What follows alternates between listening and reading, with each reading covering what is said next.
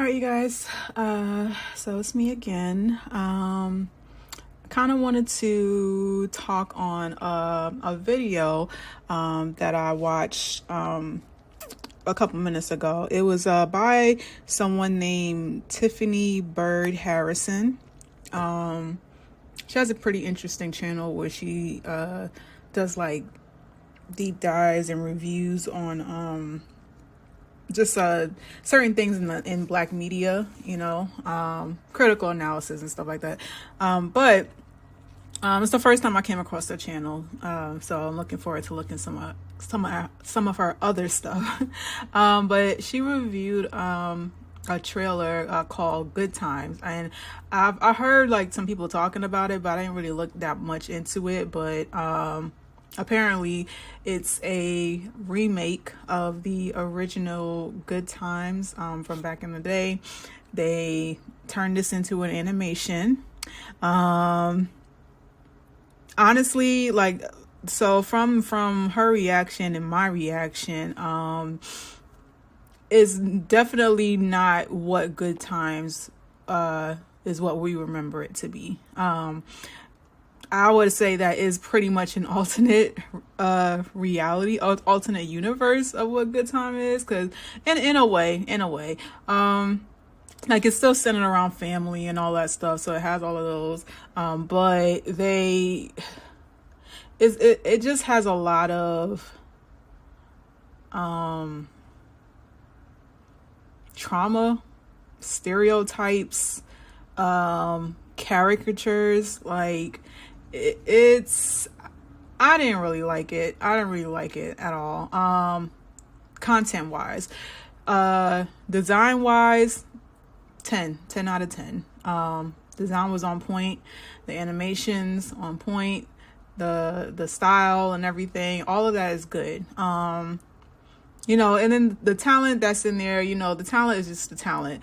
I don't think the issue is the talent in itself. But just whoever came up with this concept, who greenlighted this, I don't know why they thought that was going to really appeal to this demographic. And I don't know, I just also just like being in with my company, I'm somewhat in that space with branding and all that stuff. So I'm starting to pay attention to like how people market things. And I don't know if this is Netflix's intention to put something like this out there just for the views, because it has been like a running trend over the last couple of years that Black rage sells, right? It gets eyes on your product, ain't no such thing as bad news, right? As long as your name is circulating, in there, then you still have life, So I don't know if this is just a way to still to still drive traffic to their products and their offerings and all other stuff. But, just integrity wise, this is not cool, and the other thing too is very I find it kind of insulting as well, because even like if they were actually putting this out there, did they really think that this is going to appeal to us? And I think it appeals to some people, but I think like this in this day and age, with everything that's going on right now, none of this is funny to us. None of this is humor, to us, because we really going through this shit, currently, especially now, because everything is up, and people getting laid off, and, the stakes are higher. Of course, it's very exaggerated in the show and stuff like that, but we don't find humor in this, so I don't know why they will put something like this out, thinking that this is going to appeal to the target audience. And I'm just curious to know who exactly is the target audience. Because sometimes when they put quote these Black, shows and movies, we can tell, who really called the shots on what was greenlit, as far as like the content. Like you can see like who was really like, high level, like doing all the concepts and all that stuff. And it's very apparent for some of them where you can see that there's a lot of non-black hands in the project. And this is a clear example on it. From what I understand, there are, black talent in there, there's black talent in there, but a lot of the execs or the names that was put out there are not black, so it's not to say that anybody is like racist or anything like that, but it definitely, there's some ignorance, and then also like it's just from a moral standpoint, like some of them have different religions, some of them are different races and different cultures. And so it's like, how would you feel if somebody that's not from your community, greenlit this content without, even considering how you feel? Like, I just kind of feel like it's very like insensitive, and just, it's a little bit of a waste too of like the talent that was put in to the show, to be attached to that type of narrative. But I think a lot of people are starting to like realize that like if we want something, we're just gonna have to start doing it ourselves, and stop relying on others to give it to us.